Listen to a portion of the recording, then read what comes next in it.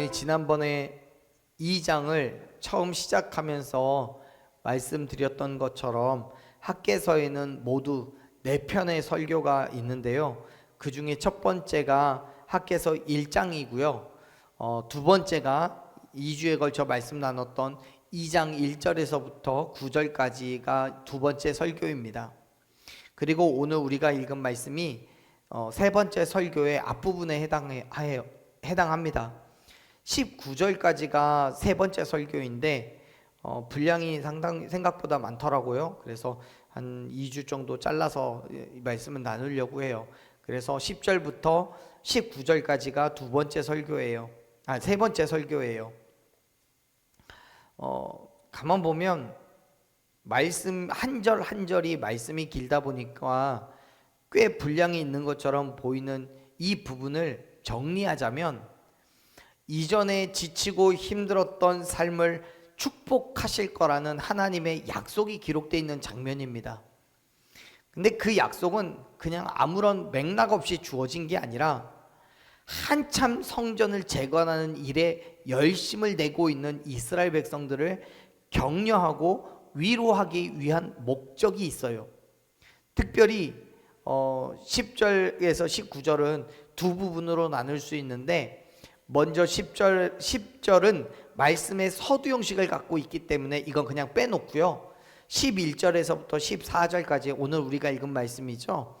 이 부분이 제사장들을 향한 말씀으로 하나님의 백성으로서 거룩하고 정결한 삶에 대한 지적과 교훈을 기록하고 있습니다. 또 15절에서부터 19절은 성전 재건이 시작됨으로써 이전에 힘들고 지쳤던 시간들이 끝나고 축복의 시작을 약속하는 그 약속을 선언하는 그런 말씀으로 기록되어 있어요. 자, 우리가 이제 읽었던 10절 말씀부터 다시 한번 볼 텐데, 이러한 것들을 좀 머리에 담아두시고 한번 같이 먼저 10절을 읽어보겠습니다. 10절 읽어요. 다리오 왕 제2년 9째 달 24일에 여호와의 말씀이 선지자 학개에게 임하니라. 이르시되. 아멘. 앞에서 말씀드린 것처럼 지금 이 10절은 말씀의 서두에 해당하는 부분이에요. 그래서 이 10절에서는 말씀이 선포된 때를 이야기해주고 있죠. 그때가 언제냐면 다리오 왕이 즉위한 지 2년째 되던 해에 9째 달 9월 24일이에요. 근데 이날이 하나님의 말씀을 처음 선포했던 학개서 1장이 기록되어 있는 6월 1일에서부터 계산을 하면 3개월 24일이 지난 때이고요.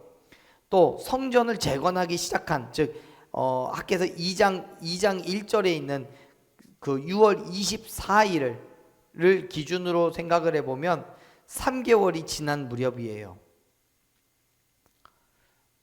여러분, 전에도 말씀드렸던 것 같은데, 학개가 이처럼 하나님으로부터 말씀을 받은 그때를 날짜까지 정확하게 기록을 하고 있는 것은 그 말씀이 결코 절대로 거짓이 아니라는 것을 증명하기 위해서예요.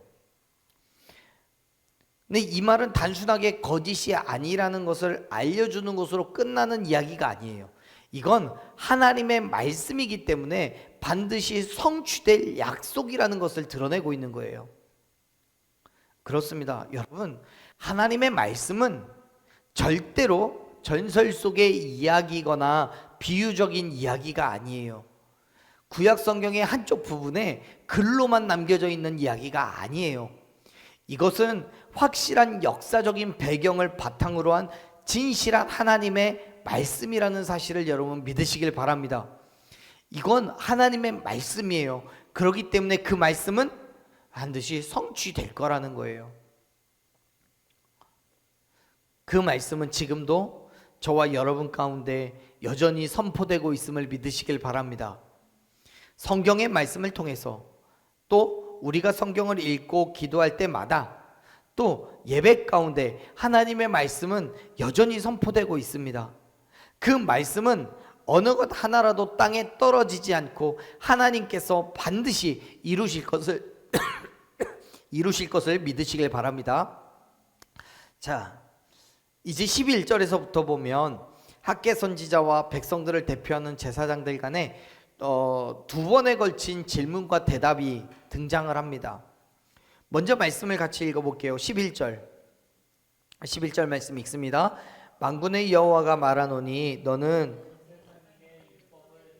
물어 이르기를. 아멘. 하나님께서 학개 선지자에게 말씀하셔요. 뭘 얘기하냐면 제사장에게 율법에 대해서 물어보래요. 지금 학개 선지자가 굳이 제사장들에게 또 굳이 율법을 질문하고 있는 건 그들이 이스라엘을 대표하는 인물이기 때문에 제사장들을 선택한 거예요. 또 그들만큼 율법에 대해서 잘 알고 있는 사람이 없기 때문에 그래요. 사실 여러분, 율법은 제사장들만 알고 제사장들만 지켜 행해야 되는 게 아니에요. 모든 하나님의 백성들이 반드시 지켜야 될 하나님의 법입니다. 아멘. 이사야서 33장 22절 말씀을 보면요, 이사야 선지자는 우리에게 율법을 세우신 분이 하나님이시다라는 것을 분명하게 선언합니다. 율법을 세우신 분이 하나님이에요. 그러면서 그 하나님께서 우리의 왕이 되시고 우리를 구원하실 거라고 말씀하시죠. 하나님, 율법을 세우신 하나님이 우리의 왕이 되시려면, 우리를 구원하시려면 우리는 뭘 해야 되냐면 그 율법을 지켜야 되는 거예요. 다시 말해서 하나님께서 세우신 율법을 지켜 행했을 때 하나님께서 우리의 왕이 되어주시고 우리의 구원자가 되실 거라는 얘기예요. 이걸 반대로 말하면 율법을 지키지 않으면 어떻게 된다는 거예요? 하나님이 우리의 왕이라는 거예요? 왕이 아니라는 거예요? 왕이 아니에요. 우리를 구원하겠다는 거예요? 구원하지 않으시겠다는 거예요? 구원하지 않으시겠다는 거예요. 왜요? 율법을 지키지 않으니까. 율법을 지키지 않으면 하나님과 우리는 아무런 상관없는 별개의 존재이니까요. 호세아서 4장 6절에서도 그 점을 분명하게 지적합니다. 4장 6절 말씀을 보면요, 네가 내 하나님의 율법을 잊어버렸으니까 나도 너희 자녀들을 잊어버릴 거야 라고 말씀하시잖아요. 그러니까 결국 율법을 지키느냐 그렇지 않느냐가 하나님의 백성이냐 그렇지 않느냐의 기준이라는 거예요. 그런데 여러분, 오해하지 마세요. 지금은 구약시대, 즉 아직 예수님이 임재하시기 전이기 때문에 그런 거예요.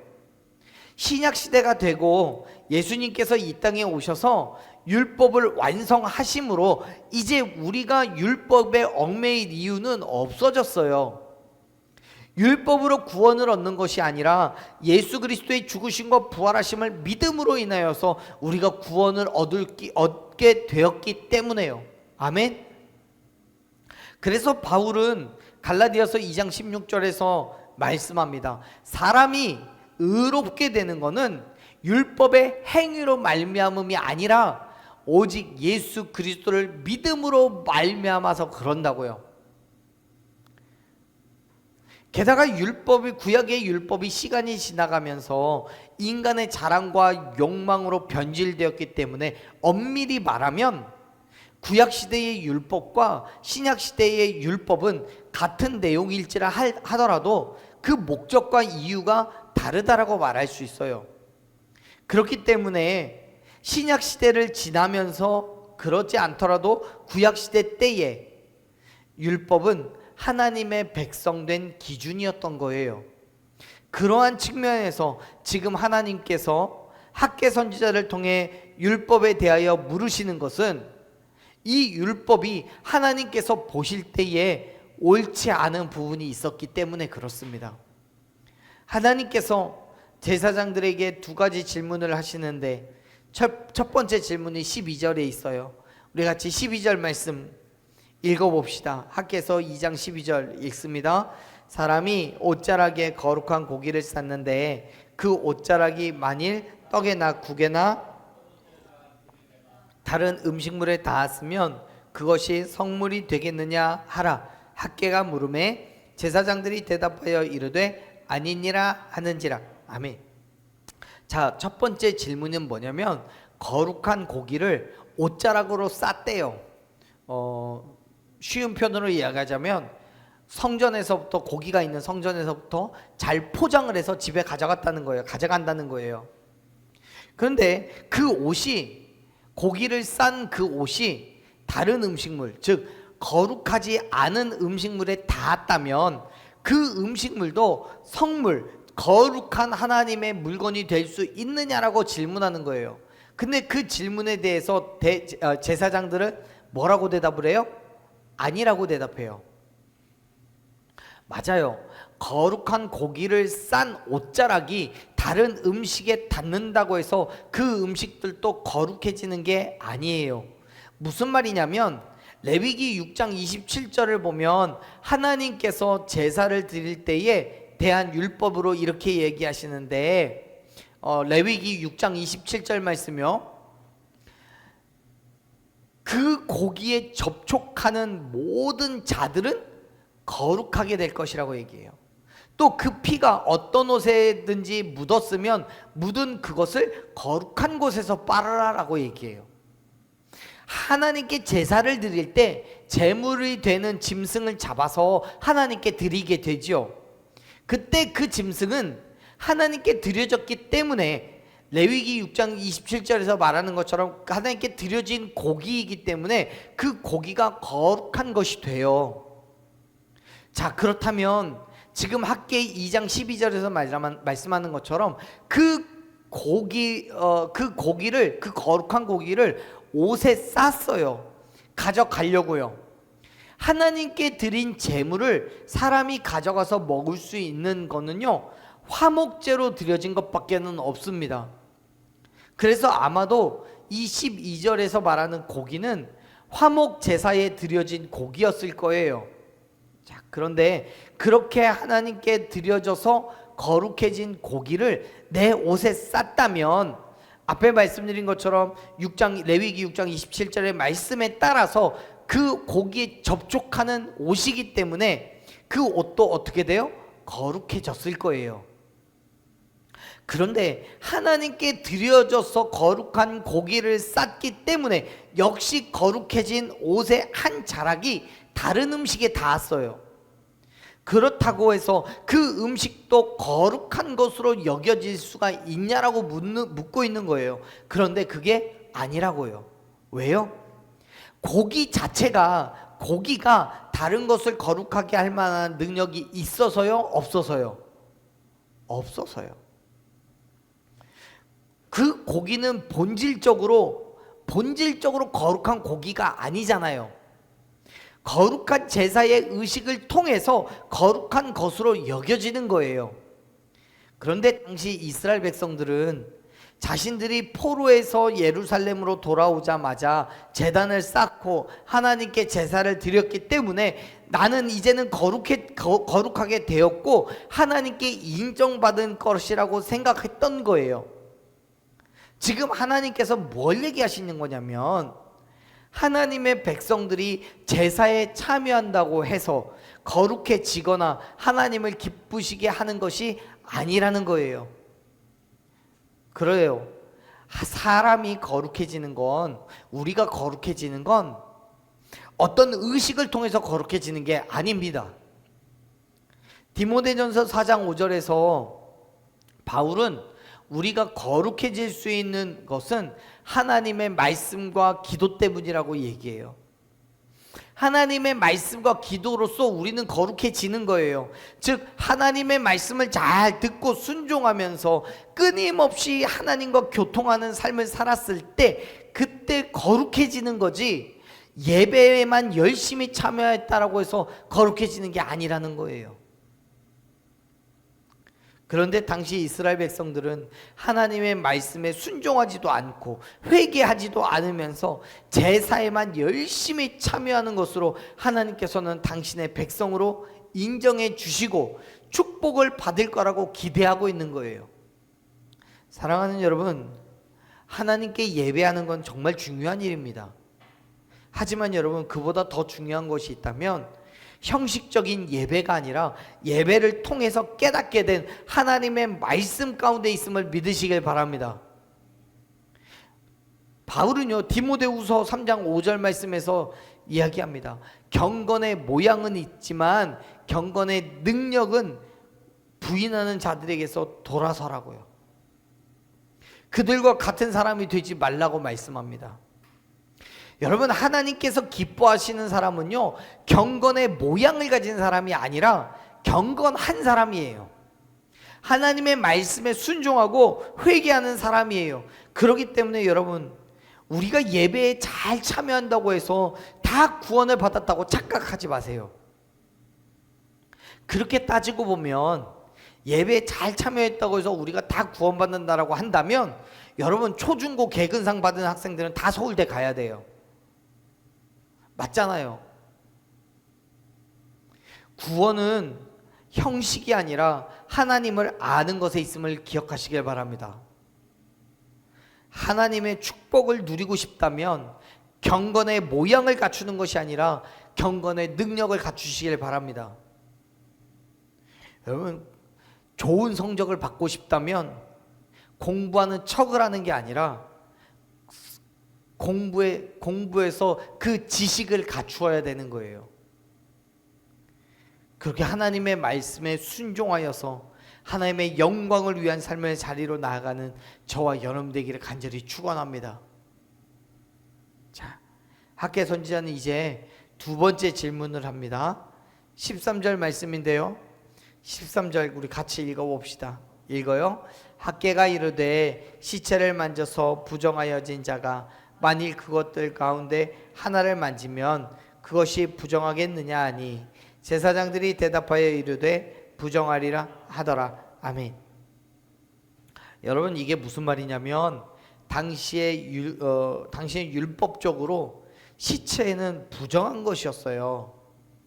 그렇기 때문에 거룩한 하나님의 백성들이 만지면 안 되는 거예요. 왜요? 부정하게 되니까. 그렇게 되면 7일 동안 부정한 상태가 되고 하나님께서 정하신 정결 예식을 통해서 깨끗함을 받아야 돼요. 지금 우리 식대로 말하자면 회개예요. 회개해야 된다는 거예요. 그런데 어떤 이유가 되었는지는 모르겠지만 시체와 접촉해서 부정하게 된 이 사람이 12절에서 기록하고 있는 그 음식들, 즉 떡, 국, 포도주, 기름 이런 것들처럼 다른 음식을 만지면 그것도 부정하게 되겠느냐라고 말해요. 그에 대한 제사장들의 대답은 뭐예요? 그렇다예요. 지금 하나님께서 지적하는 게 뭐냐면 당시의 이스라엘 백성들은 자신들의 잘못을 회개하지도 않고 또 말씀에 순종하지도 않고 단지 예루살렘으로 돌아와서 우리가 제단을 쌓았고 제사를 드렸기 때문에 모든 것이 해결됐다라고 생각하는 거예요. 여러분, 지금 이 말씀은 성전을 재건하던 중에 중단되어 있는 그 상태에서가 그 상황이 아니에요. 그 이전에, 즉 포로로 있다가 예루살렘에 귀환해 온 그때에 그들이 제단을 쌓고 그 제단 위에서 제물을 드렸던 그때를 말하고 있는 거예요. 그 일로 인해서 자신들의 모든 죄가 용서함을 받았다고 생각하는 거예요. 즉 부정한 상태에서 하고 있는 상태에서 제물을 드림으로써 하나님 앞에 또 다른 죄를 저지른 게 된 거죠. 사실 그렇습니다. 여러분, 이스라엘 백성들이 포로 생활을 하게 된 것은 어떤 이유 때문입니까? 하나님 앞에 범죄했기 때문이잖아요. 그리고 많은 시간이 지나서 하나님의 긍휼하심으로 포로의 생활에서부터 예루살렘으로 다시 돌아왔단 말이에요. 그래서 그들이 제단을 쌓고 제사를 드린 것까지는 잘했다고 얘기할 수 있어요. 그런데 그렇게 제사를 드렸다고 해서 모든 것이 이전의 상태로 돌아간 게 아니라는 말이에요. 이전, 즉 포로 생활 이전의 잘못에 대한 회개를 해야 되죠. 하나님으로부터 징계를 받아서 그 모든 나라들이 뿔뿔이 흩어졌게 지게 된 그 죄에 대해서 회개를 해야 되는 거죠. 그리고 이전과는 다르게 하나님의 말씀에 절대적인 순종을 해야만 했던 거예요. 여러분, 지금 하나님께서는 우리에게 말씀하고 계셔요. 거룩하고 순전한 믿음으로 행함 가운데 나아가라고요. 다시요. 거룩하고 순전한 믿음의 행함으로 우리에게 약속하신 그 말씀하시고 명령하신 그 믿음의 자리로 나아가라고 얘기하시는 거예요. 여러분, 우리가 하나님 앞에 거룩하지 않다면, 회개하지 않는다면, 또 여전히 세상에서 죄 가운데 있다고 한다면, 여러분, 우리가 얼마나 많이 또 얼마나 풍성하게 예배를 한다고 할지라도 하나님께서는 그 예배를 온전히 받지 않으시는 거예요. 또 그 예배를 통해서 우리가 하나님의 은혜와 축복을 받아들일 수가 없어요. 그렇기 때문에 사랑하는 여러분, 하나님 앞에 정결하고 순전한 믿음으로 나아가시기를 바랍니다. 하나님의 은혜를 구하면서 모든 악한 것을 끊어내고 하나님의 말씀에 순종하며 온전한 그리스도인으로 살아가시기를 여러분 결단하시길 바랍니다. 그 믿음의 결단을 통해서 하나님께서 크고 놀라운 일을 행하실 줄로 믿습니다. 그것을 우리는 거룩과 성화라고 말합니다.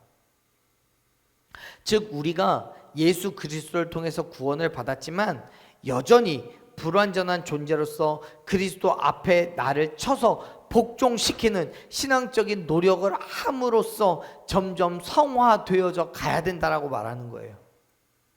그런데 사실 오늘날에요, 많은 그리스도인들이 그 점을 놓칩니다.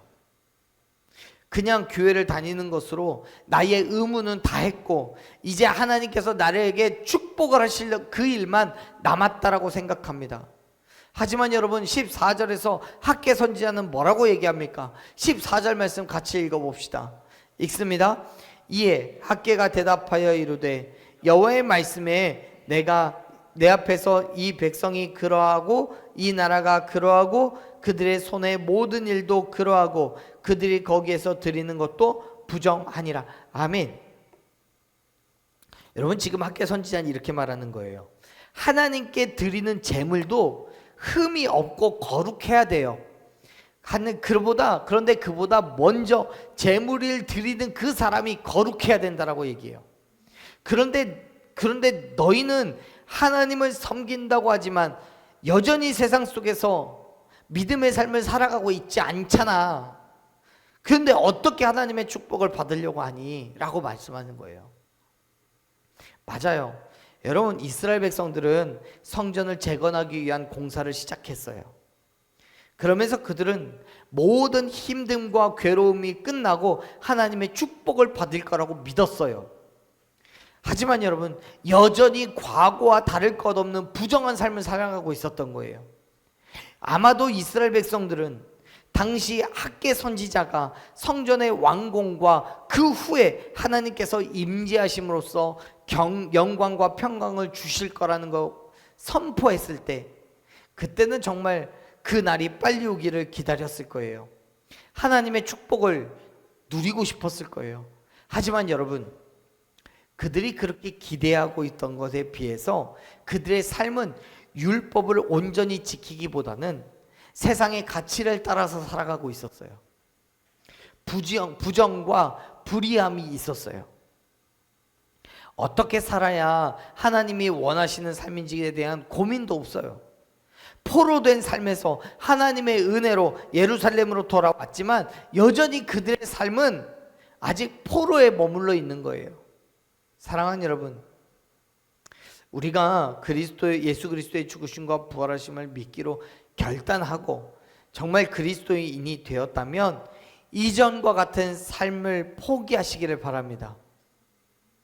하나님의 말씀에 순종하고 예수 그리스도의 행함을 본받아서 온전한 그리스도인 된 삶을 살아내시기를 바랍니다.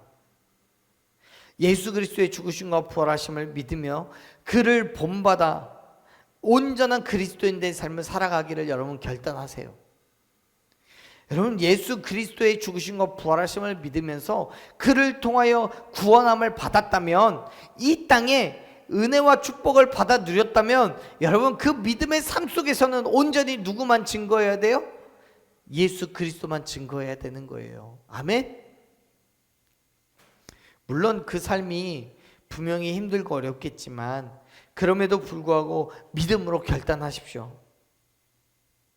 성전의 완성과 성전에서의 제사가 우리에게 은혜를 주는 게 아닙니다. 예수 그리스도 안에서 진정한 회개와 완전한 변화된 삶의 모습을 통해서 모든 힘듦과 어려움을 이기고 정말 하나님의 은혜와 축복을 그 믿음 안에서 경험할 수 있음을 여러분 믿으시길 바랍니다. 그렇기 때문에 날마다 말씀 앞에 나를 내어놓고 순종하며 믿음의 자리를 포기하지 않고 담대하게 나아가는 저와 여러분이 되기를 간절히 축원합니다.